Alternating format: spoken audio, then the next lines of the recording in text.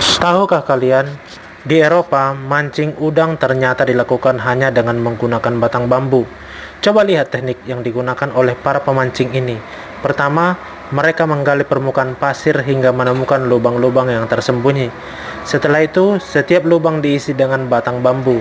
Keajaiban terjadi ketika batang bambu mulai bergerak. Itu tandanya udang sedang menggigit bambu, dan saat itu juga bisa langsung diangkat. Teknik ini membuat memancing udang jadi lebih mudah dan efektif. Tertarik mencoba cara